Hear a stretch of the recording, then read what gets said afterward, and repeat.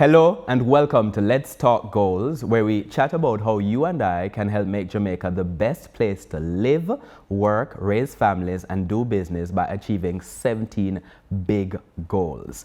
We're talking about the Sustainable Development Goals, or SDGs for short. Now, countries all around the world have agreed to work on these goals to make the world a better place by 2030. The idea is relatively simple. Everyone, everywhere, should be able to live a good life without harming the planet. That's what we mean by sustainable. That's the sustainable part of sustainable development. As without the planet, we don't have a home. So these goals are really about keeping our home functioning well. As I've said throughout this series, at the end of the day, a national plan is just that, a plan for every Jamaican national, for every person. We live in our homes, we live in our communities, so we have to act. So it's all about partnerships. Today, the goals in focus are Jamaica's educational goals, and our guest is the Honorable Favour Williams. Good morning, Minister. Good morning, Archibald. And thanks so much for joining us. I want to talk a little bit about the Sustainable Development Goals, how education connects to the SDGs. It connects very well, because as you know, SDG goal number 4, quality of education, is what targets the educational sector in all the countries. And for us, we take it seriously because we know that for our country, education is the one thing that is going to help to propel us further along in terms of economic development, but also in terms of our own goals, or as an individual, as a family, education. And there is just a lot of data that you can look at to see the difference between students who graduate from high school and go on to tertiary versus those who don't. You can see it in the types of jobs that they end up getting, and more importantly, the compensation in the jobs that they have. It has been measured, and it's significantly better for someone who goes to tertiary versus someone who doesn't.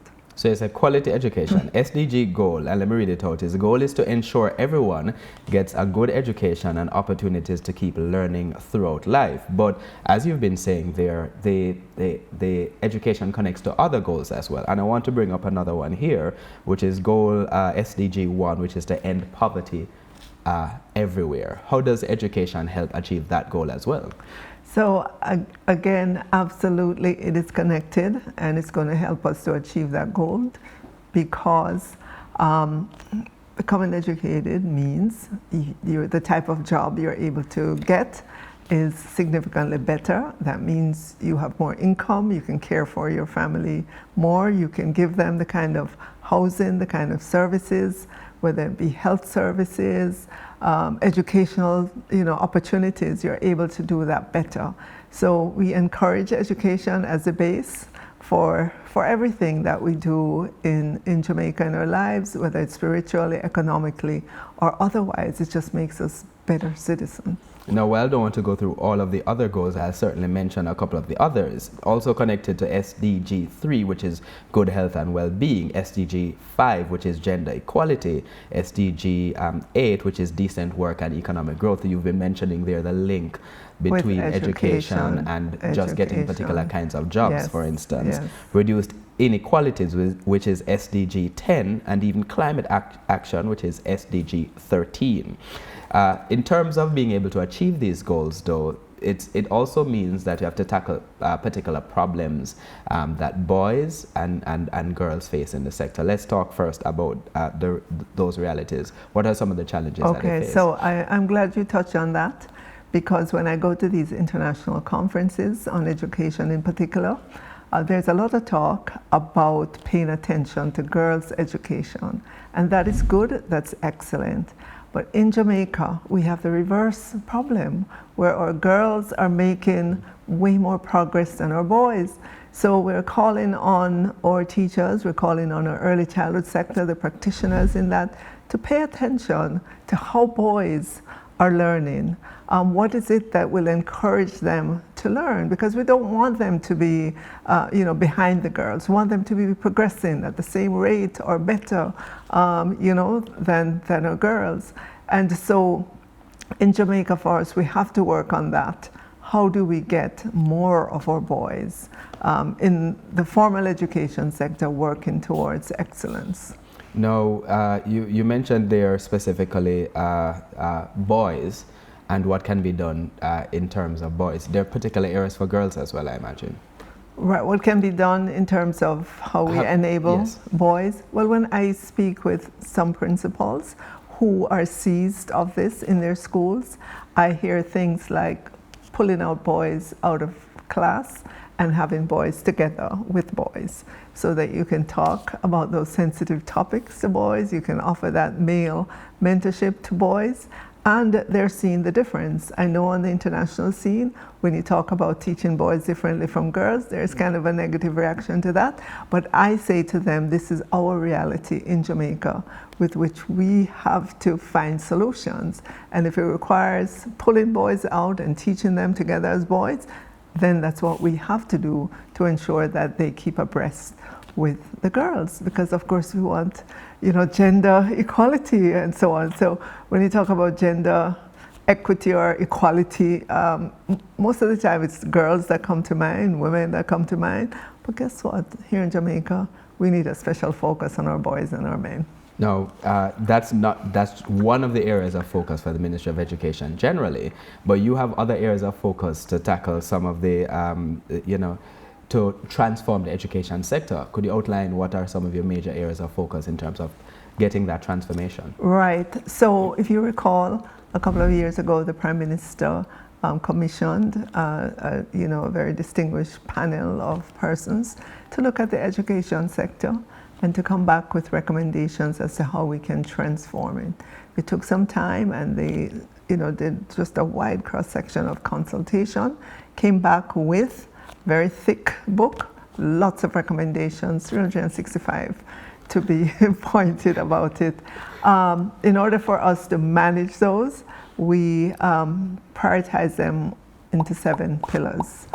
So it looks at early childhood pillar, it looks at governance, looks at teacher training, curriculum, looks at TVET, looks at tertiary, infrastructure and technology, and the whole business of how do we finance education in Jamaica. So those are the 7 pillars under which each of those 365 recommendations fall.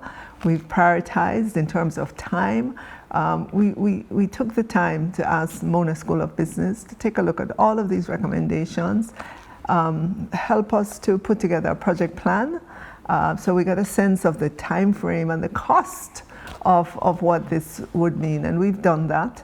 And so we're able to monitor and assess what we're doing and report to Jamaica in terms of our progress.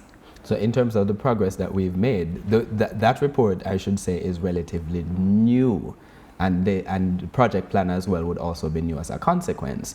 But is there any progress that has been made in any of the goals? Absolutely. Of the 365, yes, we have begun work on 101 of those, which we can demonstrate without a shadow of a doubt.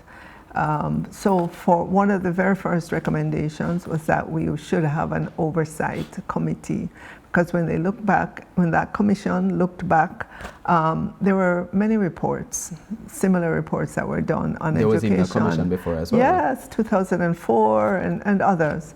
And they realized that the recommendations were good, but where the sector fell down was in the implementation. So they, this time around, called for an implementation oversight committee as one of the first recommendations. That was done. That committee is in place.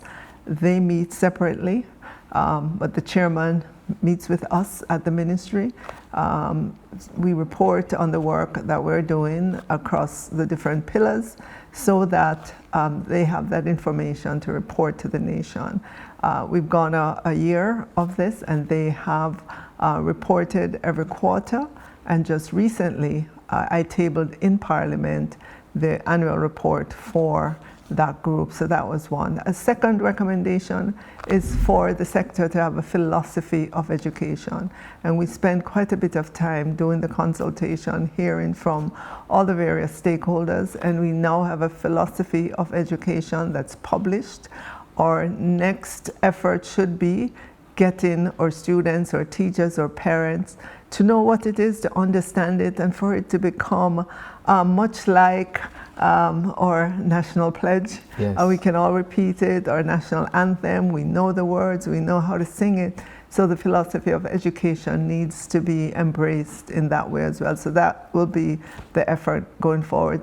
Those are just 2 examples out of 101 of the things on which we have started. It's quite impressive you've been able to do 101 in such a short space of time. The report just came out. You know why? You know why? Because, again, if you look back, there were similar reports with similar recommendations.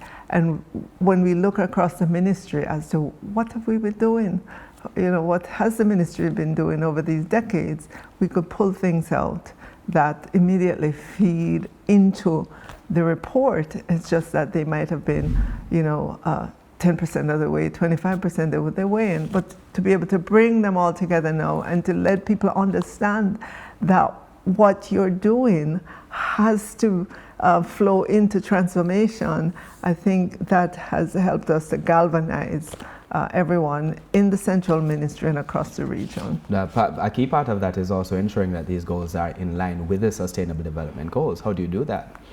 They absolutely are. You talked about goal number 4. Yes. And if you drill down into that, it talks, about completing school, attendance, and all those things, which is a focus of transformation. We've laid out between now and over the next 8 years what we need to achieve in terms of literacy, numeracy, attendance, school completion. All of that flows up into having quality education. You talked about the importance of partnership in achieving these goals right there, and the philosophy is at the core of that, everybody being sort of on the same page, understanding. And so I want to move the conversation a little bit to talk about those different kinds of partners and what people can do, because often when people think about governance, they think of it as something that another group of people do rather than as something that we do together as a group of people, whether you're in business, you're in private sector, whether you're international partners and so forth. So let's talk first about what members of the private sector can do. Education, you have 365 goals, I'd say one for every day of the year, a lot to achieve, and that requires a lot of funding. If you're a member of the private sector or just anyone who has funding, how can you assist? So infrastructure and technology is one of the pillars. It's a huge pillar when we look at the total cost of what all these goals will cost us to implement. Infrastructure and technology is 2/3 of that. Wow. We have in Jamaica, and every time I say this number, people's eyes pop. We have 1,009 primary and secondary schools all across Jamaica, right? I'm sure you know that anywhere you drive in Jamaica, any little community private you go school, into. basic school, infant school, one of them. It always used to amaze me, a country of our size, that over decades of successive governments, we've just been able to place schools everywhere. Access to education, without a doubt, exists in Jamaica. There's no family, no child that should say they can't go to school because school too far away or anything like that in Jamaica. So in that area, I think it's an easy area for the private sector to come on board and be a partner with us. They are already. They help to build additional classrooms, courts, they facilitate sports and all sorts of activities. And we're saying to them, it is a major goal. So if in the past you've thought about it or have done it and not sure how it fits in to education, come on board. It's a significant part of the recommendations. coming to us from the Orlando Patterson-led commission. Let's make the argument, though, from a different perspective, because we're making the argument here from the perspective of this is something that's a national good. But how is this a business good? How do you, as a private sector person, benefit from investing in your community infant school and community basic school? That's an easy answer, right? Private sector persons all manage businesses. They want the best employees in their businesses. They want people to come in who are full of energy. They're full of ideas. They're ready to work. They see beyond the 9 to 5. They understand what the business is doing and want to make a long-term contribution to it. It's an investment on the part of the private sector in the education system, because it's all connected in terms of who goes back to work in the private sector. Ultimately, it's an investment in the businesses themselves. Of course, absolutely, because any business person would say to you, it's not necessarily the product that I sell, it's the people who work with me in my business will make the difference as to whether the business thrives or falls behind. In terms of the needs in the education sector, is there a particular aspect, early childhood, primary, post-secondary, that you would say, look there first if you're a business person, or should they just be looking generally in their communities? Okay, so there are needs right across those sectors that you've mentioned, but I would say that at this point, the early childhood sector could use as much investment as possible. We still need practically all of our early childhood institutions to meet the standards as set out. And it does take funding for them to meet the standards in terms of, if you have an early childhood institution, we need to ensure that it is safe in terms of fires. So you need the equipment in your space. We need to ensure that there is adequate and safe play area with age-appropriate equipment. That takes funding. The space in which the children are, it has to be of a certain quality. I hear people sometimes say, oh, the standards are too high. But I say to them, for whom? We have to have the highest standard for our little ones, right? They're crawling over the place, they're exploring, they're investigating. You want to make sure it's safe. So I would say to persons who want to make an investment in education, we have over 2,000 early childhood institutions who are in need of help to complete the standards that we've set out, and they would appreciate it immensely for persons to come on board. Just choose one of the institutions and stick with it so that your contribution is sustained over a period of time and you can see the benefits of your contribution. So that's the case there for persons who are like businesses. But if you're like a non-profit organization, maybe like your local community organization, or something a little bigger, maybe like an organization that focuses on education, your past students association, how can you contribute? Oh, in a number of different ways. Don't forget that in the afternoons, you might have a gap in terms of when students leave school and when their parents are home. They need to be gainfully occupied in that time. It could be, still something you have with them at the school, so you'd arrange with the school, whether it is games, homework, whatever the activity is, you can do that as well.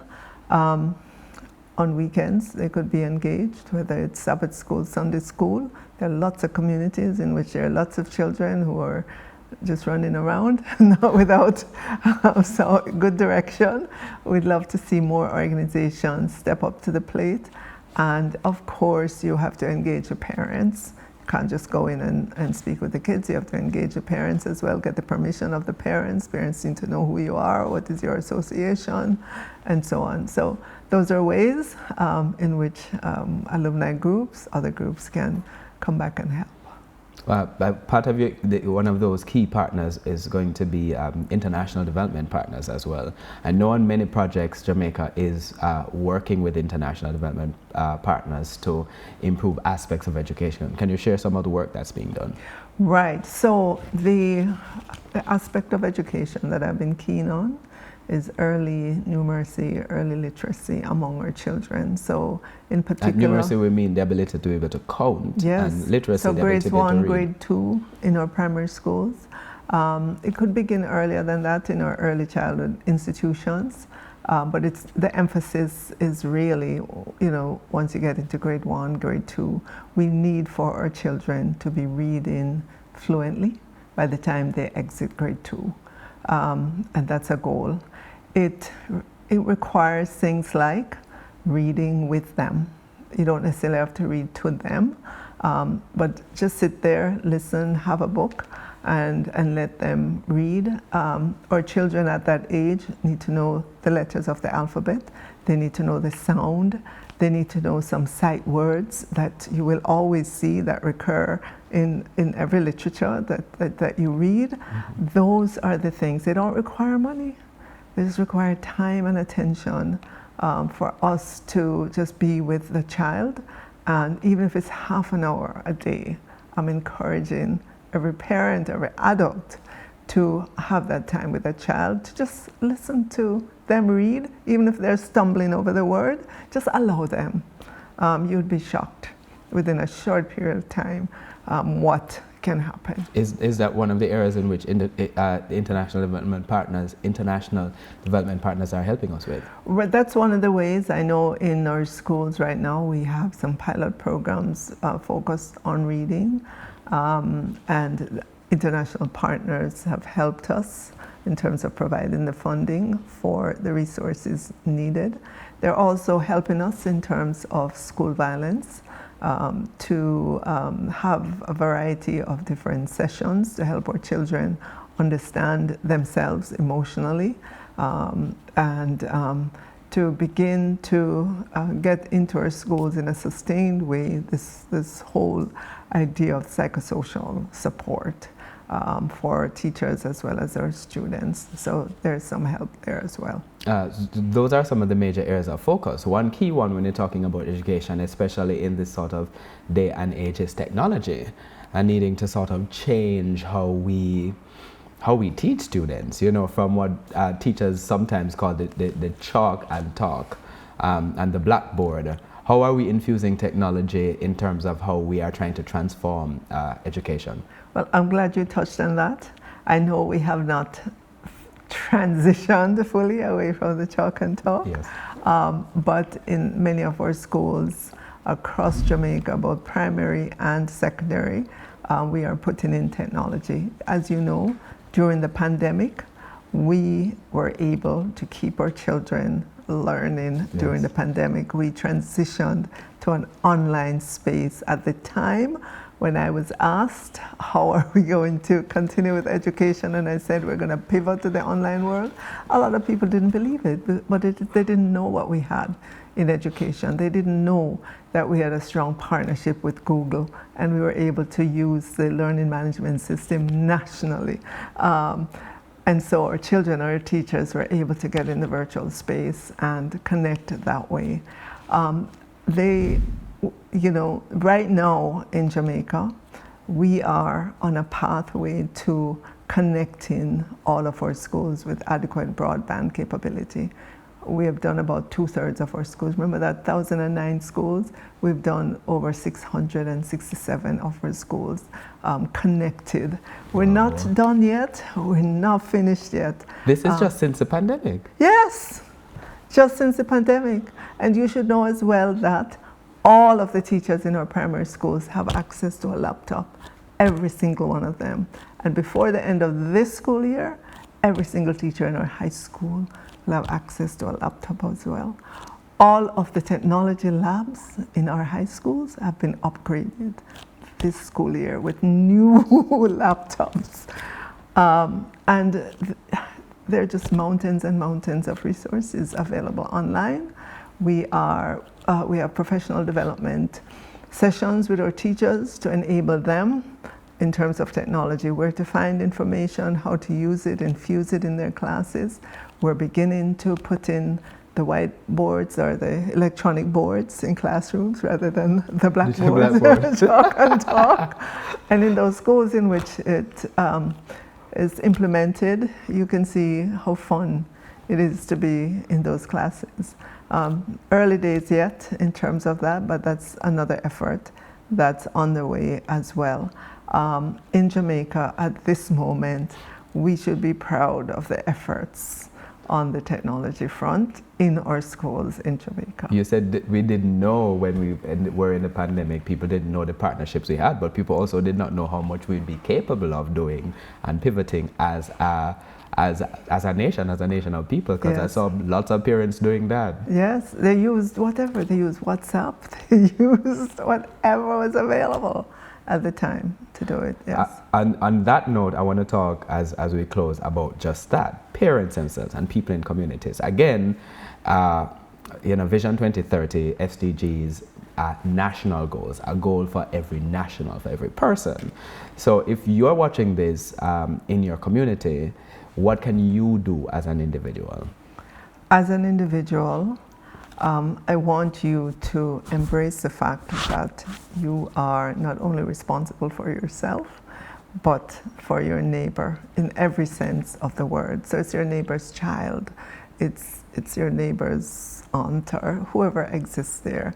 I think you ought to know what's going on with them as well as in your own household, because you can see how that fosters peace and just strong relationships in communities. And I know I go into several communities, and the disharmony that exists sometimes is just because people don't realize that they just need to get to know each other better.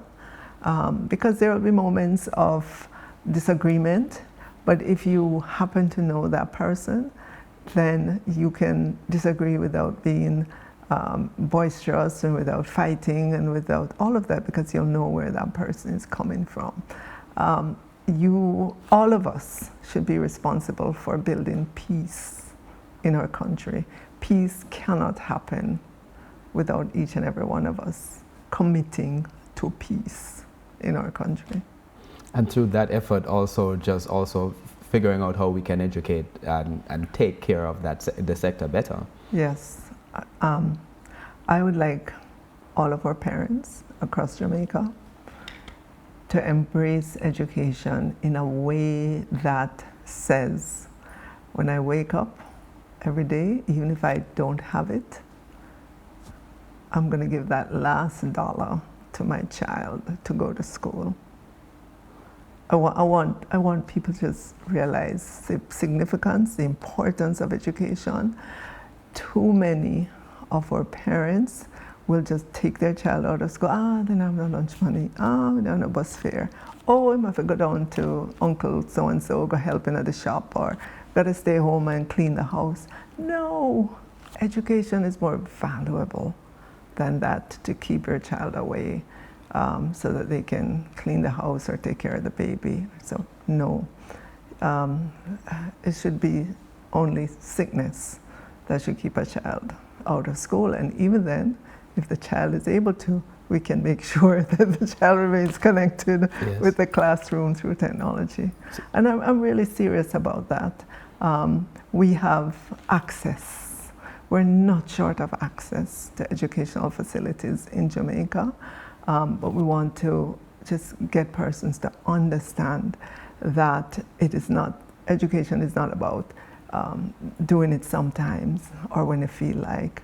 It's a must. It's something that we ought to embrace because of the significant transformational value that it will have for you as an individual, for your family, your household, your community, and for Jamaica as a whole. And I think that's an absolutely beautiful point. Could not have said it better myself on which to end today's edition of Let's Talk Goals. Thank you so much, Minister Favour Williams. And remember as well that you can get information from the Planning Institute's website and social media pages. There's also lots of information from the ministry website and social media pages about the different programs and how you can get involved as well. I'm Archibald Gordon. Thank you so much for joining us. And until next time, take care.